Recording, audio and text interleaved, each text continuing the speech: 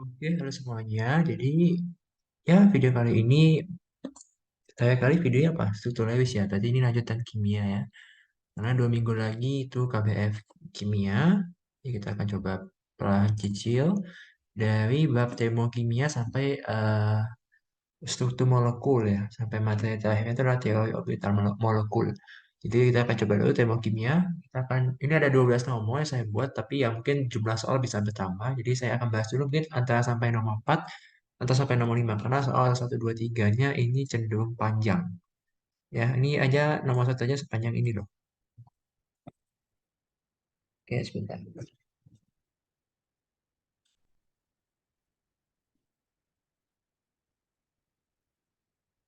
Oke, di sini kita diberikan katanya asam nitrat itu diproduksi katanya dengan proses namanya proses Ostwald dengan cara mengoksidasi amonia. Ya, bla bla bla bla. Terus yang intinya yang A kita disuruh mencari persamaan termokimianya untuk pembentukan asam nitrat. Ya, jadi kita ditanyakan delta H pembentukan dari asam nitrat. Nah, caranya bagaimana? Nah, indikasinya jika sudah banyak reaksi ini kan ada 3 reaksi nih. Nah, berarti ini calon-calon soal hukum Hess sih biasanya begitu indikasinya ya, hukum Hess. Itu tulisanku jelek banget ya. Hukum Hess. Jadi di hukum Hess, nah jadi kan kita itu mau membentuk asam nitrat. Jadi kalau kita lihat target kita si asam nitrat itu ada di sini. Sedangkan NH3 yang awalnya adalah produk reaktan kita itu di sebelah sini. Ya, artinya saya cari cara gimana caranya supaya nanti yang hasil akhirnya itu cuma reaktan dan produknya aja gitu ya. Nah, jadi kan kalau kita lihat ya terus apa langkah berikutnya kita cari yang ada 2 kali. Yang ada 2 kali itu misalnya gimana sih? Misalnya nih, kita ini nggak mau ada NO lah pokoknya. Kita tuh hanya mau ada NH3 dan HNO3 gitu. Tapi karena dia dioksidasi maka harus ada yang mengoksidasi ya yang itu adalah kayak H2O kayaknya. Tapi nggak tahu juga. Kita lihat aja deh, di reaksi ntar ketahuan. Jadi di sini yang saya ingin lakukan adalah membuang 4 NO dan NO2 gitu ya.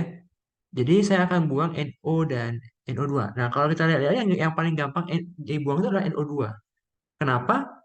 Karena NO2 itu hanya ada muncul di reaksi kedua dan reaksi ketiga ini. Yang ini si NO2 sama yang ini. Jadi untuk menghilangkan ini, yang berarti reaksi yang ini saya kalikan 3, yang ini kalikan 2.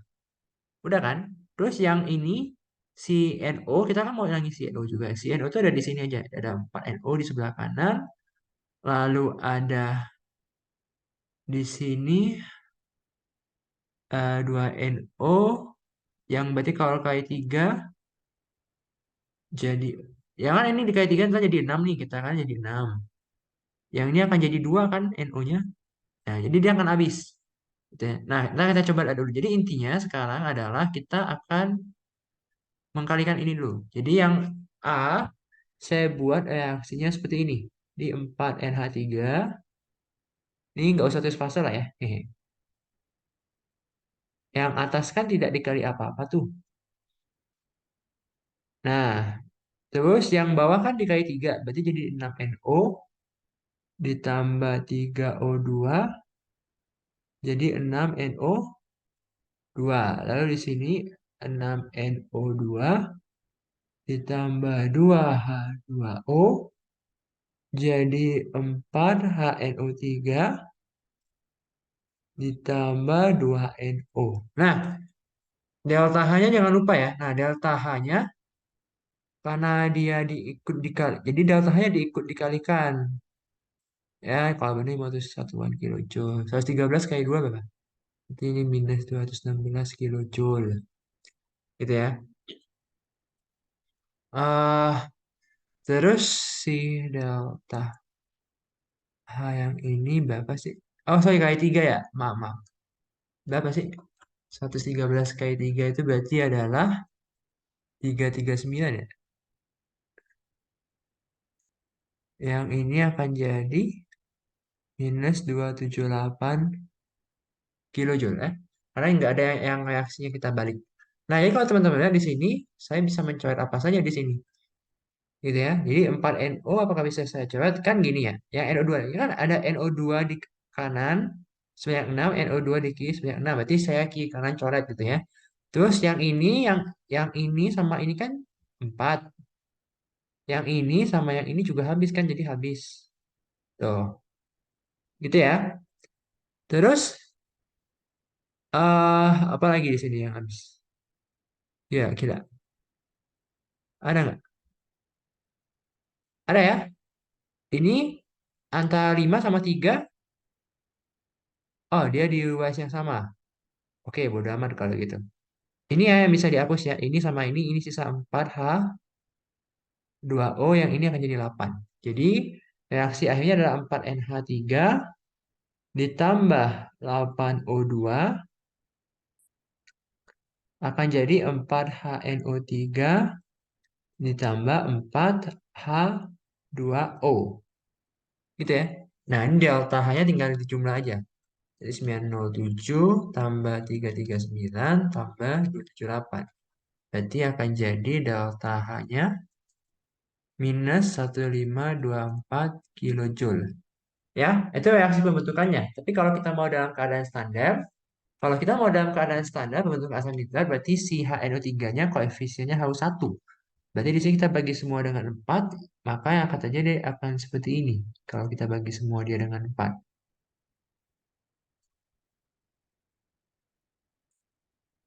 Gitu ya, delta H-nya, ini kita juga bagi 4 delta H-nya. Itu 381.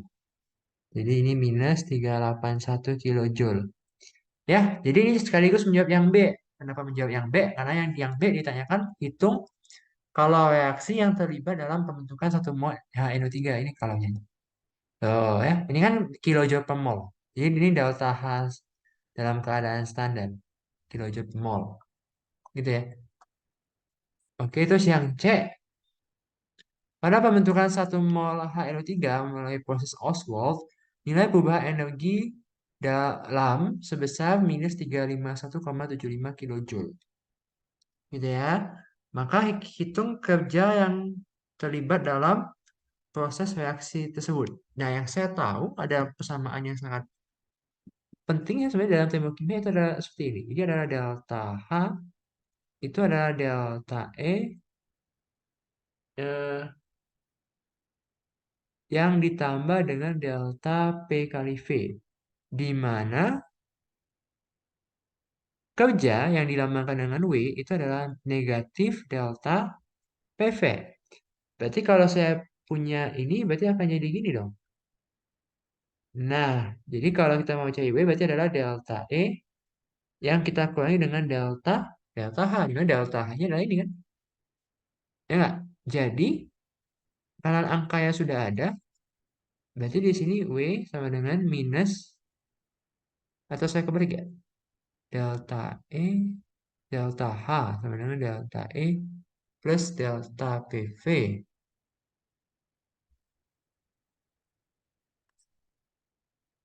Oke, sebentar. Takut blunder.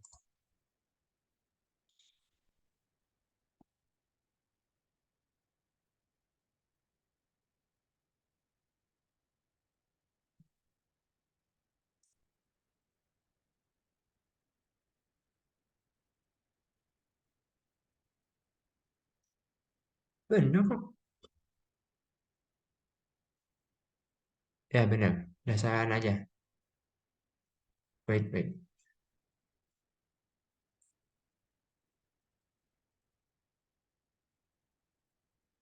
Oke, jadi udah benar. Jadi masukin aja. Dasar memang. Delta E-nya berapa? Minus 351,75 ya. Ditambah di delta-nya jadi minus minus 381. Maka di sini kerjanya adalah sebesar 29,25 kilojoule. Gitu ya. Oke, lanjut ke soal nomor berikutnya. Bukan nomor berikutnya. Masih soal yang sama tapi sub soal anak-anaknya berarti ini ya. Tuh, yang kemudian adalah gas NO2 yang dihasilkan pada tahap kedua, itu dibaca gas NO2 yang dihasilkan pada tahap kedua berarti yang ini ya. Tuh, ini kan dihasilkan NO2 tuh. Nah, katanya mengalami reaksi dimerisasi membentuk N2O4 katanya. Ya, pokoknya itulah. Yang D dulu lah. Tuliskan persamaan termokimia yang berkaitan dengan entalpi pembentukan standar. Berarti kan pembentukan tuh. Berarti kalau kita mau membuat N2O4 kan berarti terbentuk dari apa N2O4 itu? N2O4 itu terbentuk dari N dan O ya kan? Jadi berarti di sini saya punya N2 ya. Kalau mau tulis fase ini dalam keadaan gas ditambah 2 kali O2 dalam fase gas gitu ya. Ini akan menjadi N2O4 gas ya. Ingat kalau pembentukan standar usahakan yang ini yang dibentuk selalu harus koefisiennya satu. Nah, ini delta H-nya berapa? Jangan lupa kalau bersama kimia kita harus wajib tulis delta H. Nah, delta H-nya itu di sini diketahui delta HF NO ya. Delta H-nya gampang lah. Delta H-nya berarti adalah 9, ini delta 67 kilojoule per mol. Dapat dari mana? Dapat dari soal ini. Diketahui delta HFN2O4 adalah 9,67 kilojoule per mol. Nah, oke, sekarang gambarkan diagram entalpi untuk menghitung delta H reaksi 2NO2 menjadi N2O4 dengan memanfaatkan data delta H yang tersedia. Jadi apa aja data yang kita punya? Data yang pertama kita punya kan adalah ini tahap kedua proses Ostwald. Satu. Kemudian kita punya reaksi yang tadi ini. Dua. Sama kita juga kan kalau tidak kan dikasih delta HFNO. Jadi saya punya tiga reaksi ya. Ya, saya punya tiga reaksi. Jadi saya tulis dulu aja reaksinya dulu. Yang pertama kan yang reaksi pertama tuh, yang awal tuh. Nah, 2NO, 2NO gas ditambah O2 gas ini membentuk NO2 gas. Ini delta H, delta H-nya oh sorry. Ini ada dua. 2NO2 dalam keadaan gas. Ini katanya minus 103 kilojoule. Nah, terus reaksi yang kedua itu pembentukan delta HFNO, di mana NO itu berarti dibentuk dari ini kan berarti N2 gas ditambah O2 gas ini menjadi NO ya jadi 2NO. Ini delta H-nya katanya sebentar delta HF pembentukan saya buat setengah aja deh. Sebentar ya, saya buat dalam setengah. Jadi setengah N2 ditambah setengah O2 ini membentuk NO. Delta H-nya 90,37 kilojoule. Lalu yang satu lagi, yang terakhir kan, yaitu N2 gas ditambah 2O2 gas. Ini membentuk 2, kok 2 sih? N2O4 gas dengan delta H-nya 9,67 kilojoule. Nah, gini ya, itu ya, tiga reaksi yang kita punya. Nah, kita targetnya sekarang kan, diagram entalpinya ntar aja lah. Kita hitung delta H dulu lah. Dari menghitung delta H, kita bisa menggambarkan diagram entalpinya. Sekarang yang kita pengen itu NO2. NO2 posisinya di mana? Oh, NO2 itu posisinya di sini kan? Tuh. Artinya kalau saya mau jadi reaktan, berarti saya harus balik reaksinya. Nah, konsekuensi dari membalikkan reaksi adalah apa konsekuensi dari memberikan reaksi? Konsekuensinya adalah saya harus mengubah tanda dari delta H-nya. Gitu ya. Jadi kalau saya langsung ubah di sini, kan targetnya kan 2NO2 ya. Jadi berarti di sini 2NO2 gas, panah 2NO gas, ditambah O2 gas, berarti ini delta H-nya adalah plus 113 kilojoule. Lalu target saya adalah yang bawah ini ya. Yang bawah ini kayaknya sudah aman sentosa gitu ya, nggak usah diubah apa-apa. Nah, berarti kita tinggal menguruskan yang ini sih. Ini. Nah, saya kan tidak mau ada NO dalam reaksi itu. Jadi solusinya adalah berarti saya harus kalikan 2. Kan? Saya harus kalikan 2 reaksinya dengan terus saya balik. Kenapa saya balik?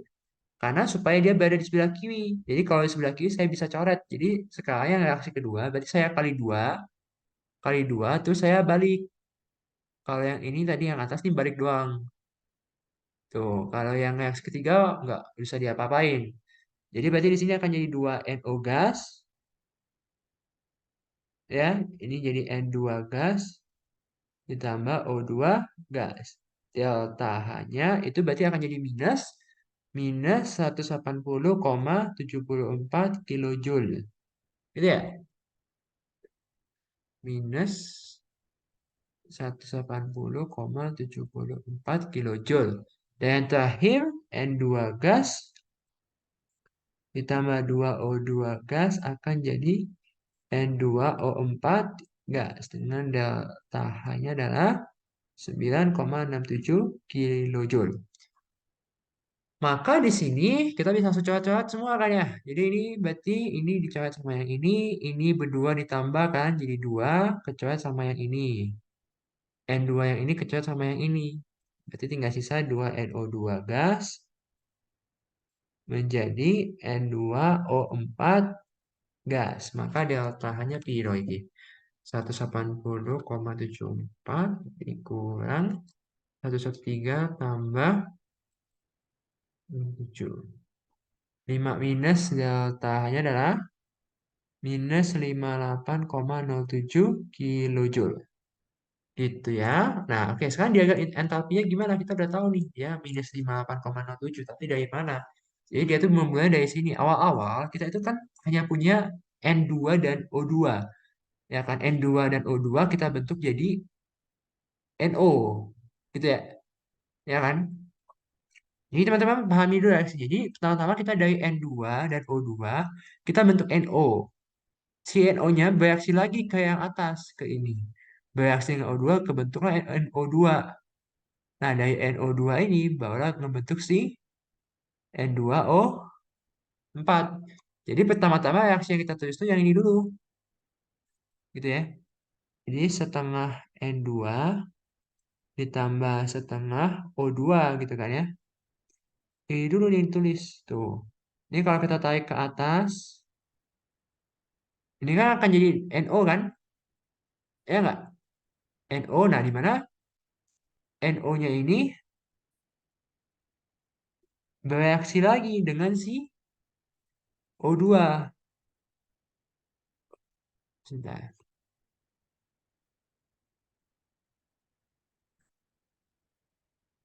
Jadi yang ini tuh akan jadi N2 ditambah O2. Yang ini akan jadi 2NO gas yang ditambah dengan O2 gas ya, gitu ya? Oke, O2 gas. Nah, dari di sini kan akan membentuk si NO2, ya kan? Lalu akan membentuk si NO2. Betul? Nah, dari si N2NO2 baru jadi, sorry, berarti ini 2 ya. Ya, ini 2NO2. Nah, dari sini baru membentuk N2O4. Nah, yang ini dari sini ke sini itu adalah 2 kalinya delta HF. Delta HF dari NO. Kenapa? Karena ini kan 2, NO-nya 2. Koefisiennya kan 2. Jadi 2 kalinya. Ini itu 2. Nah, ya kan? Jadi dari ini, kemudian ada reaksi ini. Reaksi ini membentuk 2NO2 nih. Ya kan? Dimana delta H-nya itu adalah minus 133. Jadi yang di sini delta H-nya itu minus 113 kilojoule. Yang ini tadi berapa? 2 kali delta HF. Delta HFNO berapa? 2 kali delta HFNO. 90,37 ya. Berarti 2 kali yang ini kan 180,74 kilojoule. Itu kan. Terus dari 2NO2 ini kan nggak tahu nih. Ini tanda-tanya misalnya X gitu ya.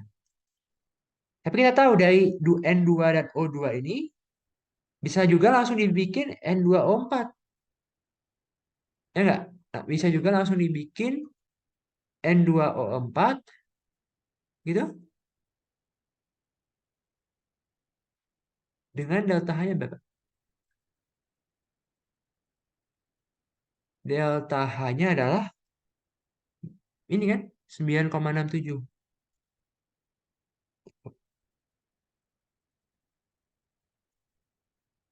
Makanya kalau mau cari si X, itu ya tinggal dihitung aja. Ini kan saya isi 180. Enggak, berarti nanti min 1,3 ditambah dengan X kurang 9,67 gitu ya. Ini berarti harus sama dengan minus 180,74 gitu ya. Ya udah nanti dapat X-nya sama nanti. Pasti dapat X-nya juga 58,07 kilojoule. Ya, jadi kurang lebih diagram entalpinya seperti itu. Atau kalau mungkin saya gambarkan yang bagus dari sananya gitu ya. Sorry ini ditanya saya 2O2, sorry. Ini saya ada 2O2. 2O2 gas. Ya gitu. Jadi itu begitu diagram entalpinya. Ya. Oke, itu nomor satu aja udah setengah jam. Buset. Oke, kita sampai nomor berapa lah ya? Sampai nomor 3 aja lah kalau gitu. Karena 3 soal ini mantap. Soal UTS, soal jadi panjang pembahasannya. Ya, untuk yang ini cuma diminta menghitung jumlah mol ya, jumlah mol gampang ya, berarti di sini mol PbNO3 dua kali, ini ada berarti adalah 2 molar yang dikali dengan 95 mililiter gitu ya. Yang berarti adalah 190 milimol, berarti adalah 0,19 mol. Kemudian yang B, reaksi ion besi, karena dia mencampurkan nitrat dan SO4, Pb nitrat dan natrium sulfat, jadi ini kan Pb kan itu nggak larut ya. Jadi di sini akan jadi Pb2 plus Aki ditambah dengan SO4 2 min Aki ya.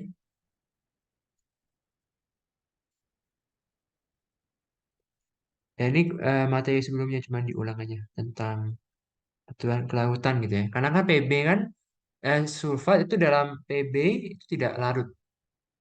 Oke, kemudian yang C, jika diketahui delta HF-nya si Pb2 plus itu katanya minus 1,7 kilojoule per mol. Terus delta HF SO42 min katanya minus 9,3 minus 909,3 kilojoule per mol. Dan delta HF0 ini sudah 0, artinya standar. Standar itu berarti dalam keadaan 1 mol. Makanya ditulisnya kilojoule per mol gitu ya. Kalau nggak standar, nggak, ya kilojoule aja Indonesia. Nggak boleh per mol. Per mol itu kan berarti menyatakan per dalam 1 mol. Nah, disuruh hitung delta H reaksi. Nah, delta H reaksi ini berapa yang dia tanya? Nah, kita bisa menggunakan delta HF, di mana berarti di sini delta H reaksi itu adalah total delta H produk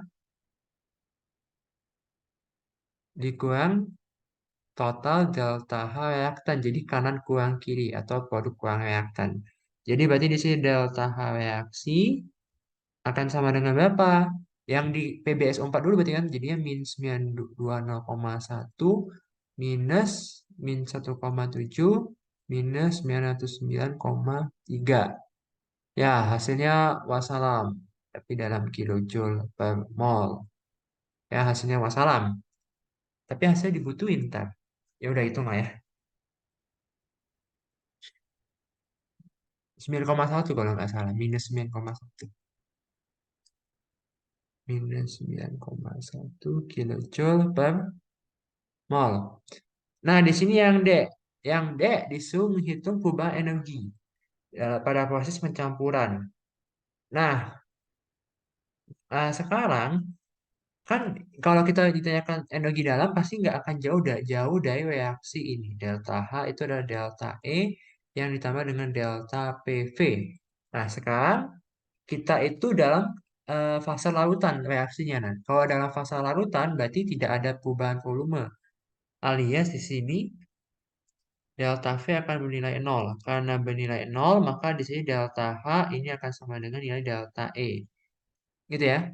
Jadi delta E itu berarti adalah delta H. Nah, tapi hati-hati. Delta H reaksinya.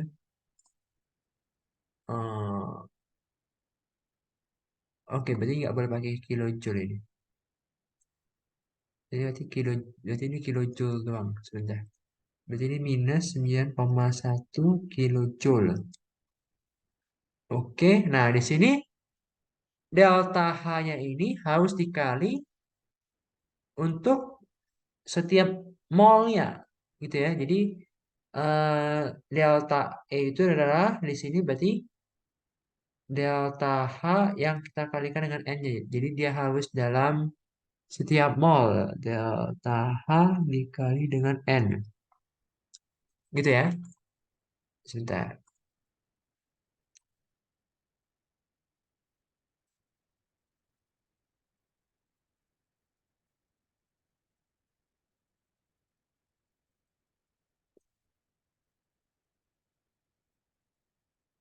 Oh, sorry. Jadi sebenarnya nggak pakai reaksi ini juga sih. Jadi pokoknya delta E itu, oh sebentar. Jadi delta, kalau itu energi dalam tuh paling ada enggak ada dua, yaitu delta H sama dengan delta E ditambah dengan delta PV, atau kalau dia dalam volume tetap berarti eh, apa ya kalau dalam volume tetap ya? Yang jelas Q-nya akan sama dengan delta H.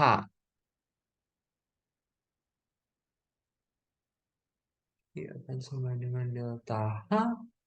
Ini harus ngecek PPT lagi sih.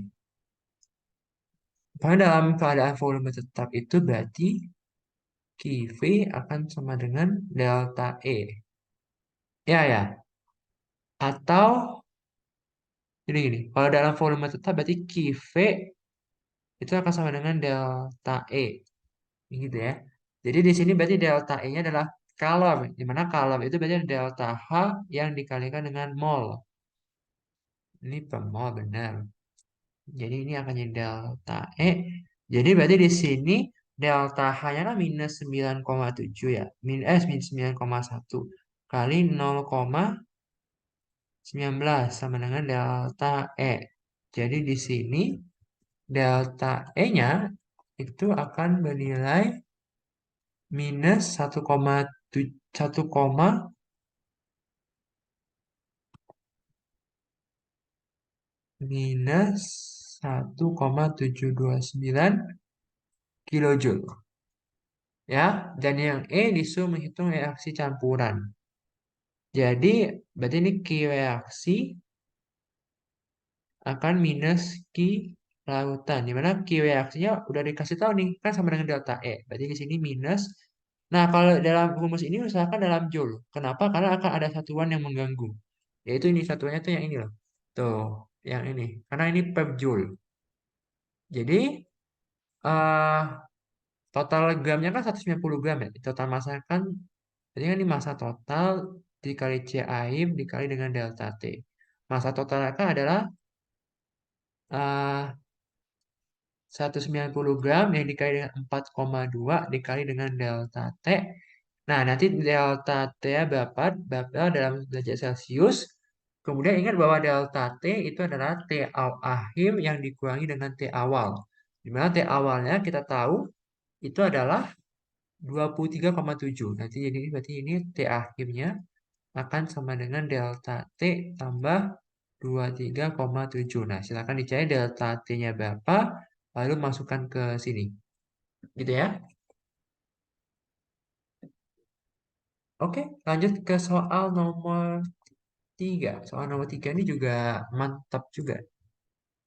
Kita ada gambar, jadi saya harus agak lebih dekat. Oke.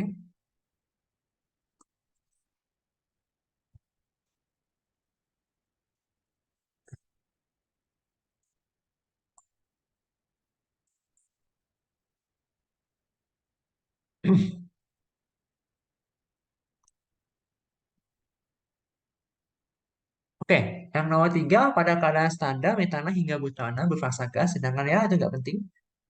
Dan alkana dengan jumlah atom C lebih besar dari 16 berfasa padat. Grafik berikut menampilkan nilai entalpi pembakaran delta H kom alkana terhadap jumlah atom karbon. Nah, yang pertama kita disuruh menuliskan persamaan termokimia untuk pembakaran gas C3H8. Jadi kan dia bilang C3H8 dari CH4 sampai CH4H10 itu berfasa gas. Jadi C3H8 dalam fase gas ditambah dengan O2 dalam fase gas ini akan menjadi CO2 dalam fasa gas, tapi H2O-nya hati-hati, H2O-nya tetap dalam liquid. Nah, di sini kalau kita mau setarakan berarti di sini 3, di sini 4, dan di sini 5. Ditambahkan dengan delta H-nya. Delta H-nya tinggal lihat sini doang, delta HC. Delta H-nya lihat angka nih. Propana itu kan C3, jadi dia akan di sini. Gitu ya. Itu emang nggak kelihatan. Jadi saya bantu aja. Itu minus 2219 kilojoule per mol. Gitu ya. Oke, sekarang yang B, tentukan entalpi pembakaran 1 mol propana jika H2O hasil pembakaran berwujud gas. Nah, jadi sekarang gini, kita punya dua reaksi. Reaksi pertama kita salin aja lah ya. Sebentar. Kita kopa, copy paste. Oke, ini digeser dikit supaya agak kejauhan. Oke, luar biasa. Terima kasih. Nah, dia bilang kan berapa delta H jika H2O hasil pembakarannya berwujud gas. Jadi ada delta H vaporized. Delta H vaporized itu berarti delta H penguapan. Berarti yang awalnya dia dalam fase liquid H2O-nya, dia akan berubah menjadi fase gas. Ya, jadi di sini saya kasih 4, di sini saya kasih 4. Supaya kenapa? Supaya nanti yang ini, gitu ya. Aduh. Ya, jadi yang ini nanti, yang ini, sama yang ini kita bisa kecoret tuh. Jadi ini coret ya. Nah, jadi delta H vaporize-nya ini berarti 4 kalinya ya. Berarti di sini plus 176 kilojoule. Gitu ya. Jadi di sini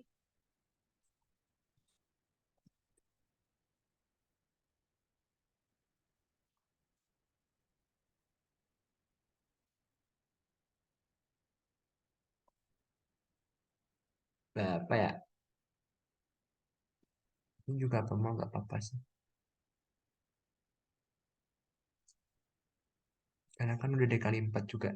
Jadi ini berarti C3H8 gas ditambah 5O2 gas akan jadi 3CO2 gas ditambah 4 H2O. Nah, sekarang H2O dalam fase gas. Jadi delta H-nya akan jadi 2219 minus 2043 kilojoule per mol. Gitu ya. Tapi cuma disuruh tentukan entalpinya ya nggak usah dalam reaksi. Jadi ya nggak usah tes reaksi juga nggak akan masalah. Karena yang diminta bukan persamaan termokimia. Oke, kalau pembakaran 1 mol butana digunakan untuk memanaskan air sehingga suhunya naik dari 25 ke 50 pada tekanan tetap. Itu masa air yang dipanaskan. Nah, kalau ada sudah perubahan suhu, berarti kita akan langsung otomatis sat gitu ya. Akan langsung berarti di sini menggunakan Q reaksi akan sama dengan minus Q lautan. Di mana Q reaksinya dari mana? Q reaksinya dari sini. Kalau butana itu di sini angkanya sekitar minus 2877 gitu ya.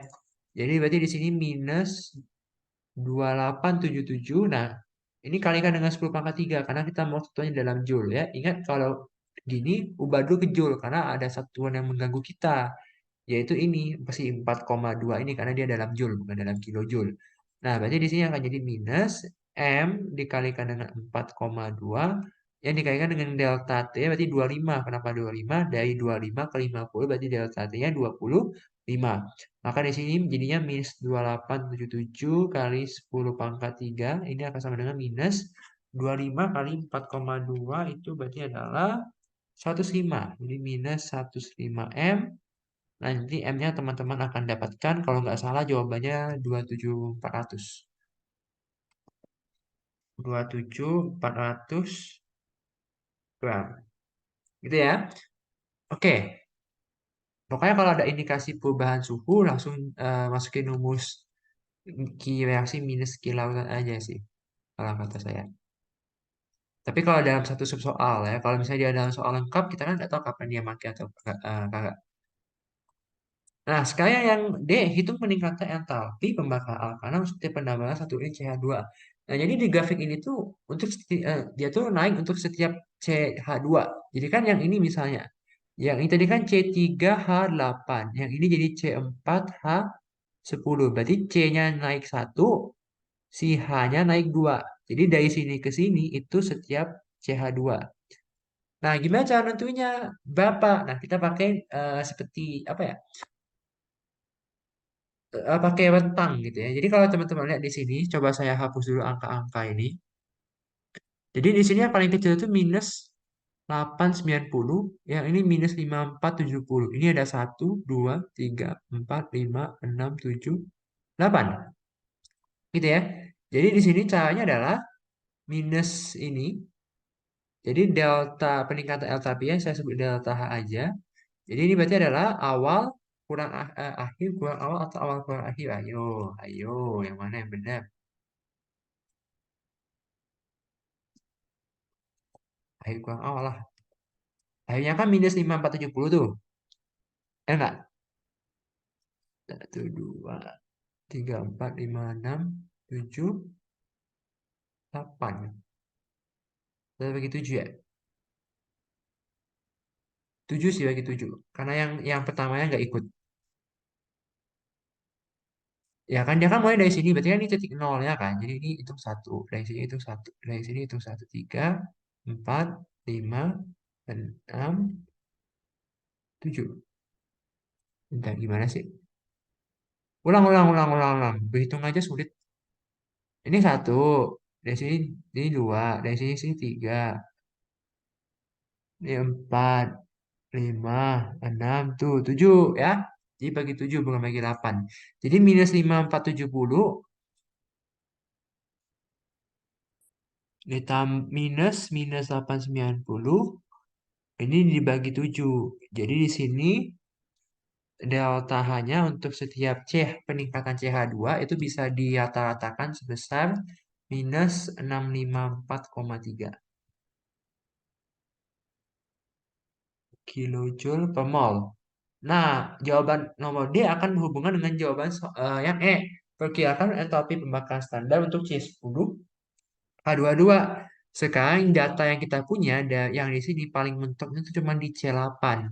Di sini itu C8H18. Berarti kalau mau C10H22 berarti dia naik dua kali kan? Berarti di sini kan C8H18 itu minus 5470. Jadi sekitar delta HC-nya itu berarti adalah minus 5470 yang ditambah dua kalinya karena dia naik dua tingkat ini 654,3. Maka jadi delta HC-nya ini akan sama dengan minus 6778,6. Minus 6778,6 kilojoule per mol. Ya, dan ada satu soal terakhir di sini, soal yang F.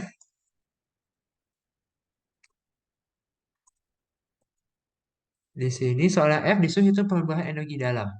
Nah, lagi-lagi kalau perubahan energi dalam, nah indikasinya ada tekanan dan ada suhu. Nah, berarti ini kecurigaannya gini. Kan delta H sama dengan delta E ditambah delta PV. Nah, karena di sini dalam fase gas, ya, fase gas ini akan sangat berpengaruh. Kalau tadi lautan mah bodo amat, jadi delta V-nya mah dianggap nol gitu ya. Akan jadi ini sangat berpengaruh gitu ya. Nah, jadi karena dia ada perubahan volume ya, kalau dia tidak ada perubahan volume maka nanti si Q-nya akan sama dengan si delta E gitu ya, tadi yang kita udah bahas. Sekarang karena dia ada dalam fase gas maka akan berpengaruh. Dari mana delta PV atau yang di sini kan berarti kan akan jadi P delta V ya, karena kan tekanannya tetap tapi volumenya berubah. Ya, jadi sekarang P dikalikan dengan delta V ini adalah NFT, cuma di sini N-nya itu N gas, N M kali dengan T. Nah, jadi di sini P kan tekanan satu atm. Satu ATM, kemudian eh, delta V ini akan jadi mol gas. Mol gas itu adalah selisih antara mol gasnya produk dengan reaktan. Di sini kan yang berfasa gas di sebelah produk itu cuma si 5, si CO2. Ini 8, jadinya kanan kurang kiri. Jadi ini berarti 5 minus 8. Lalu dikalikan dengan M. M itu biasa pakainya 8,314 dikali dengan T. T harus dalam Kelvin. Berarti di sini akan jadi, tambahkan dengan 273 akan jadi 298. Gitu ya. Maka di sini delta V-nya akan jadi berapa? Ayo. Nggak kuat. Minus 7,4327 kilojoule per mol. Ya, itu jawabannya. Nah, tapi kan yang tanya kan delta E. Nah, berarti di sini tinggal masukin aja kan. Berarti di sini delta E ini akan jadi sama dengan delta H dikurangi P delta V. Di mana berarti di sini delta H-nya berapa? Delta H-nya lihat tabel C5H12. C5H12 berarti angkanya di sekitar minus 3509. Berarti di sini minus 3509 ditambah 7,4327. Berarti di sini perubahan energi dalamnya itu sebesar minus 3501, 673 kilojoule per mol. Gitu ya. Oke, masih ada waktu kita bahasan sampai nomor 4. Setelah itu kita beres ya, 4 nomor dulu. Karena soal nomor 1, 2, 3 cenderung yang paling panjang di antara soal yang lain. Nomor 4 cukup pendek di sini.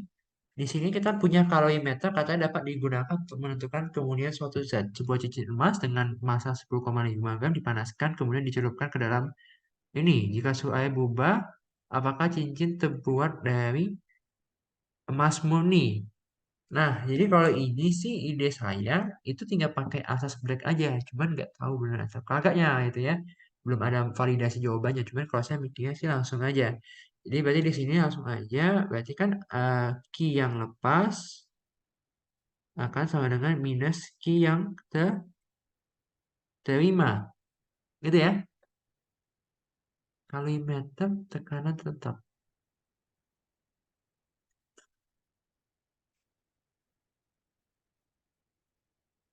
Ya nggak ada pengaruh juga sih. Jadi Q lepas kan berarti sini si emasnya ya. Nah, jadi gimana kita tahu emas murni atau tidak? Kalau saya sih lebih suka mungkin lihat dari ini. Dari nilai kalau jenis emas. Kalau jenis emas itu referensinya ke sekitar 0,129 ya. Satuannya yang tadi joule-joule yang watt apa itu? 0,129 joule per gram derajat Celcius ya.